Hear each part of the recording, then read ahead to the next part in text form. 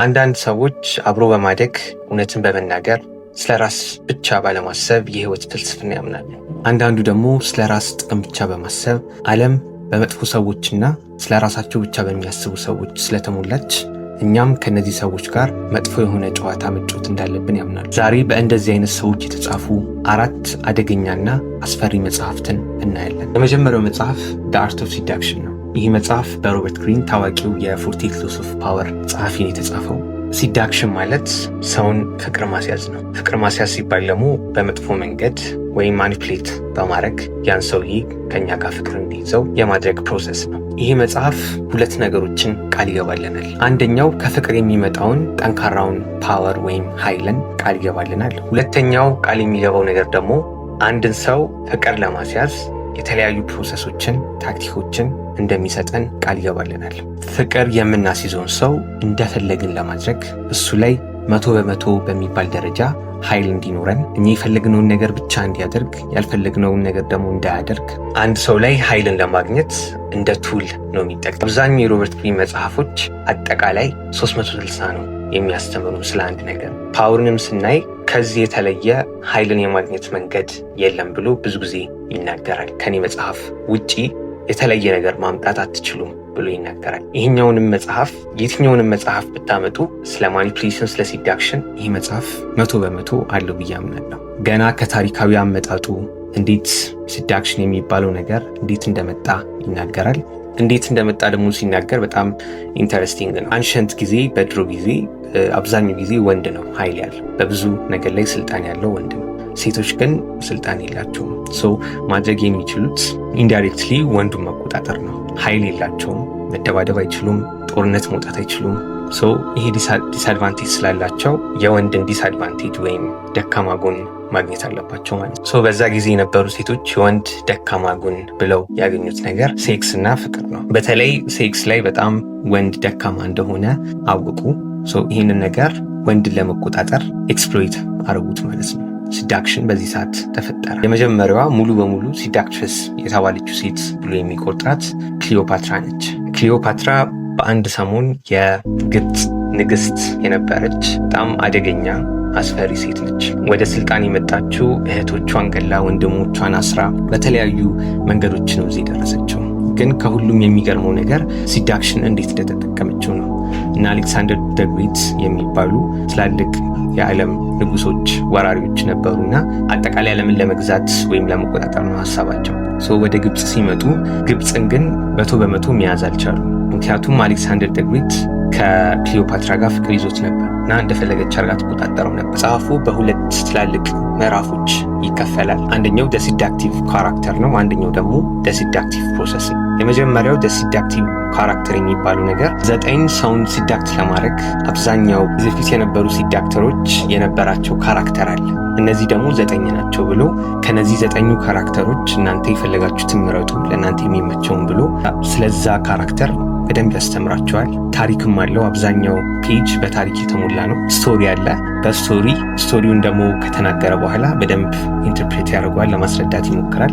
ያንን ካራክተር ከተጎናጸፋችሁት፣ እንደዛ ካራክተር ከሆናችሁ ዋናው ይሄ ነው። ይህንን ከያዛችሁ በኋላ ወደ ሲዳክቲቭ ፕሮሰሱ መግባት ይቻላል ብሎ የተለያዩ የሲዳክቲቭ ፕሮሰስ መጀመሪያ እንዴት ነው ቪክቲም ብሎ ነው የሚቆጥረው። ቪክቲም ማለት ተጠቂ ማለት ነው። ቪክቲም እንዴት ነው የምንመርጠው? ምን አይነት ሰው ብንመርጥ ይሻልናል ብሎ ገና ከመጀመሪያው እስከ መጨረሻው እስከ መለያየት እስከሚደርሰው ፕሮሰስ ድረስ በደንብ አድርጎ የተለያዩ ማኒፕሌሽን ታክቲኮች አስቀምጦ ይህ መጽሐፍ በደንብ ያስረዳናል። ፕሮሰሱን እንዴት ነው አንድ ሰውን ምናስይዘው ብሎ 3 ዓመት 4 ዓመት ይፈጃል፣ ፔሽንስ ያስፈልጋል የሚል ነው እና ከሁሉም መጽሐፎች የተለየብኝ ምክንያት ይህ መጽሐፍ ፔሽንስ ላይ ጊዜን በጣም የሚያከብር መጽሐፍ ነው። መረጋጋትን፣ ትዕግስትን የሚጠይቅ ነገር ነው ብሎ በተደጋጋሚ የሚነግረን መጽሐፍ ነው። ብዙ ማኒፕሌሽን ታክቲኮች እዚህ መጽሐፎች አሉ። ይህን ነገር ስነግራችሁ እናንተ ይህን መጽሐፍ አንበባችሁ እንድትተገብሩት አይደለም። ምክንያቱም በጣም ለመተግበር ብዙ ኃይልን የሚፈጅ ጊዜያችሁን የሚያጠፋ ደግሞ ሾርት ተርም የሚሆን ነገር ነው። ከ4-5 ዓመት በኋላ እንደው በዛ ቢባል ማስካችሁ ይፈርስና ያ ሰውዬ እውነተኛ ማንነታችሁን ያውቃል። ብዙ ጊዜ ነው የምታጠፉት። ይህን ያህልም የሚያስደስት ነገር ኖሮት አይደለም። ሰው ላይ መጫወት ምናምን ደስ የሚል ነገር አይደለም። ግን ይህን መጽሐፍ ካነበባችሁ በሁለት መንገድ መጠቀም ትችላላችሁ። አንደኛው በጥሩ መንገድ ነው። በጥሩ መንገድ ማለት ራሳችሁን ለመከላከል ስለዚህ ነገር አውቃችሁ የሆነ ሰው ይሁን ነገር ቢሞክርባችሁ ለማወቅ በጣም ቀላል ነው። ይህንን ነገር ካነበባችሁ ሰውን ማንበብ በደንብ ትችላላችሁ ብዬ አምናለሁ። አንዳንዱ ታክቲኮቹ ወይም ስትራቴጂዎቹ ደግሞ አንዳንድ አሪፍ የሚባሉ ሰውን ሰርፕራይዝ ማድረግ፣ ሰውን ለማስደሰት መሞከር ምናምን ከፍቅረኛችሁ ጋርም ቶክሲክ ባልሆነ መንገድ ማድረግ የምትችሉት አንዳንድ ነገሮች አሉ ብዬ አስባለሁ። ሌላው ነገር በሙሉ ግን ዳርክ ነው። በጣም መጥፎ መጽሐፍ ነው። ሰው ላይ መጫወት ነው። የሰው ስሜት ላይ መቀለድ ነው መጽሐፉ እና ብታነቡት ራሳችሁን ለመጠበቅ። ሁለተኛው መጽሐፍ The Art of Worldly Wisdom የዓለም ጥበብ መጽሐፍ። ይህ መጽሐፍ በባልታዛር ግሬሽኒ በሚባል የካቶሊክ ቄስ የተጻፈው። ጄሱት ነው። ጄሱት ማለት ፕሮቴስታንቲዝም ከካቶሊክ ሲገነጠል ካቶሊክ ካውንተር ሪፎርሜሽን ወይም ያንን ነገር ካውንተር ለማድረግ የተለያዩ ቄሶችን አሰባስባ ለማስተማር ትሞክር ነበር። እነዚህ ቄሶች ጄሱት ይባላሉ እና የዚህ ሰውዬ መጽሐፍ በጣም ለ48 Laws of Powerን መጽሐፍ በጣም ኢንስፓየር አድርጎታል። በጣም ብዙ ህጎች፣ የ48 Laws of Power ህጎች እዚህ መጽሐፍ ውስጥ ይገኛሉ።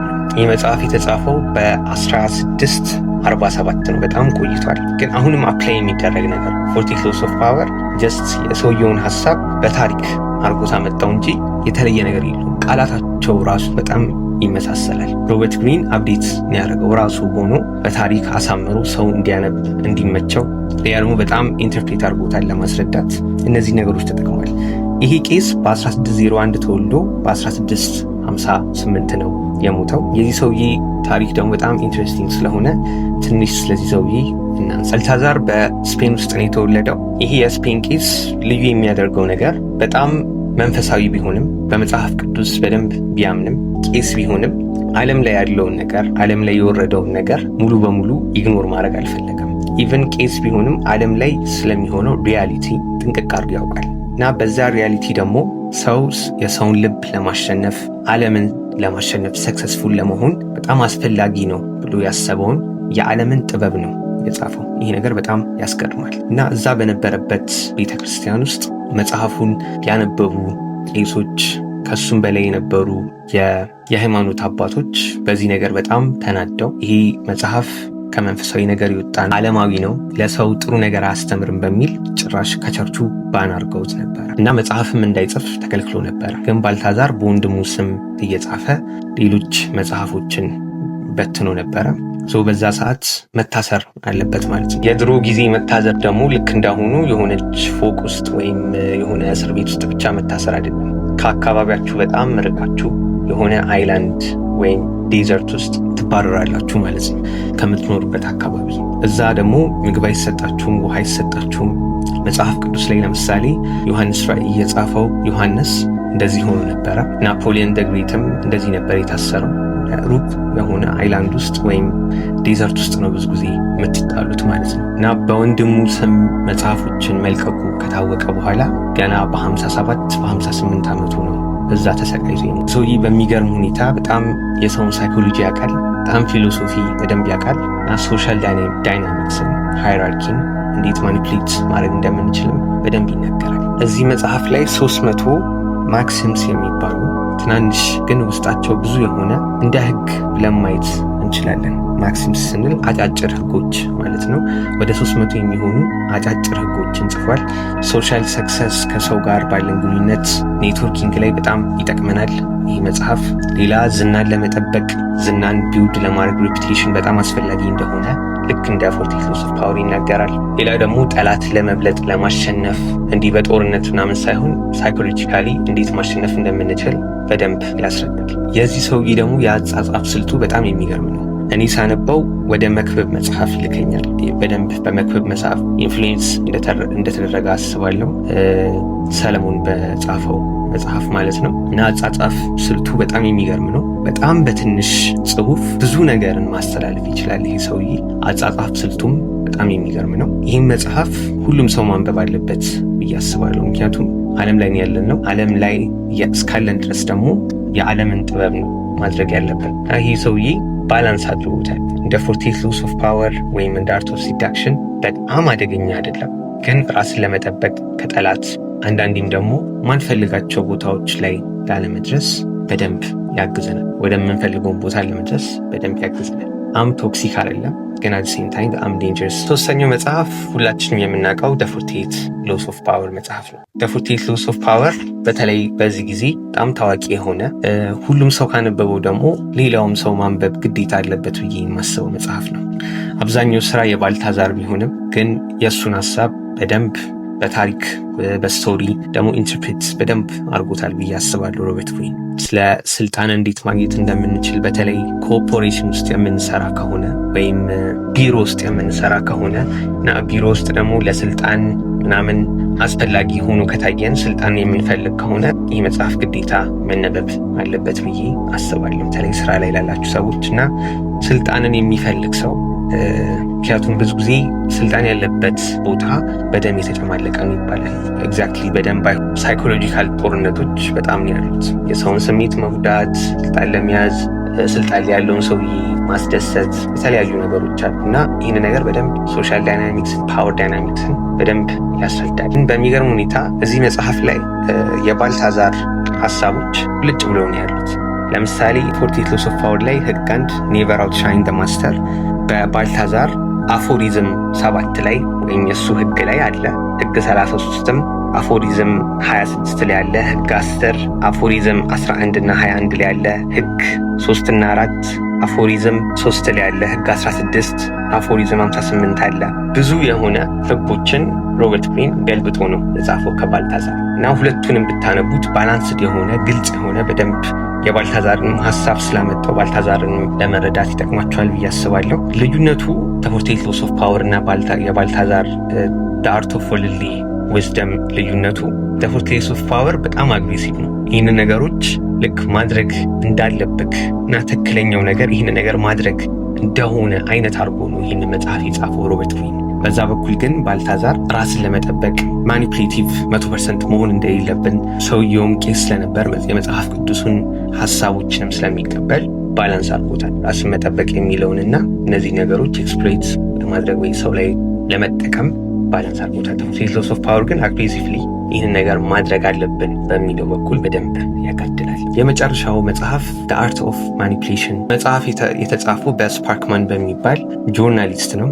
አድቨርታይዝመንት ላይ ይሰራል እና ብዙ ጊዜ ታሪኩን ሲናገር መጀመሪያ ላይ በብዙ ሰዎች በተለያዩ ፕሮሞሽን በሚሰሩ ሰዎች አድቨርታይዘሮች በብዙ ብር እንደተበላ ተናግሮ ነው የሚጀምረው እና እነዚህ ሰዎች እንዴት ነው ብሬን የሚበሉኝ፣ እንዴት ነው የሚያሳምኑኝ ብሎ ለማወቅ በጣም ፈለገና ልክ እኛ ጋር መርካቶ እንደሚባለው እነሱ ጋርም አድ ላይ የሆነች ሰፈር አለች እና እዛ ሰፈር ላይ ነው በጣም ብዙ አድቨርታይዘሮች ማኒፕሌት የሚያደርጉ ሰዎች ያሉበት አካባቢ ላይ ሄዶ በጣም አደገኛ የሚባሉትን ማኒፕሌተሮችን ተዋውቆ ከነሱ ጋር ቤት ተከራይቶ አንድ ላይ የኖረ ከነሱ ምን እንደተማረ ምን እንደሚያደርጉ 3-4 ዓመት ከነሱ ጋር ቆይቶ ምን እንዳጋጠሙ የተናገረበት መጽሐፍ። ከነሱ ብዙ የተማሩ ነገር አለ።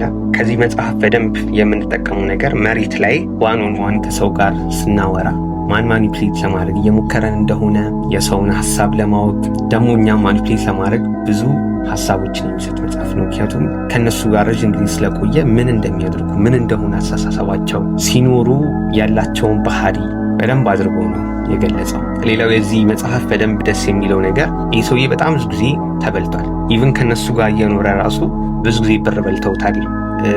አብዛኛውን ብር የሚከፍለው እሱ ነው። ለቤት ኪራይ፣ ለምግብ የሚያስከፍሉት እሱ ነው። በፈቃዱ ነው የሚያደርገው፣ ግን ማኒፕሌት እያደረጉት ነው እና በደንብ ያስጠነቅቃል። እንደዚህ ሰው ካደረገ ፕሮባብሊ ማኒፕሌት ለማድረግ እየሞከረ ነው። ማኒፕሌሽን ምን እንደሆነ በደንብ ያስረዳል እና በጣም የሚያስጠነቅቅ መጽሐፍ ነው። እንዲህ ሰው ካደረገ ማኒፕሌት ለማድረግ እየሞከረ ስለሆነ ከእንደዚህ አይነት ሰው ብትርቁ አሪፍ ነው ምናምን እያለ በደንብ ምክርን ይሰጣል ራስን ለመከላከል። እነዚህ 4 መጽሐፎች ማኒፕሌት ለማድረግ ሰውን ስዳክት ለማድረግ የሰውን አይምሮ ለመቆጣጠር በፈቃዱ መስሎት የሆነ ሰው ያልፈለገውን ነገር እንዲያደርግ እኛ የፈለግነውን ነገር እንዲያደርግ የሚያደርጉ መጽሐፎች ናቸው። እዚህ ጋር ሪኮመንድ ያደረኳችሁ ቪዲዮ ደግሞ ማን ሰርች ፎር ሚኒንግ የሚለው መጽሐፍ ሪቪው የሰራሁት መጽሐፍ ነው። በጣም የህይወትን ትርጉም ለማወቅ በጣም አስፈላጊ መጽሐፍ ነው ብዬ አስባለሁ እና እሱን መጽሐፍ ሪቪው ያደረጉት ቪዲዮ ነው። እሱን ቪዲዮ ማየት ትችላላችሁ።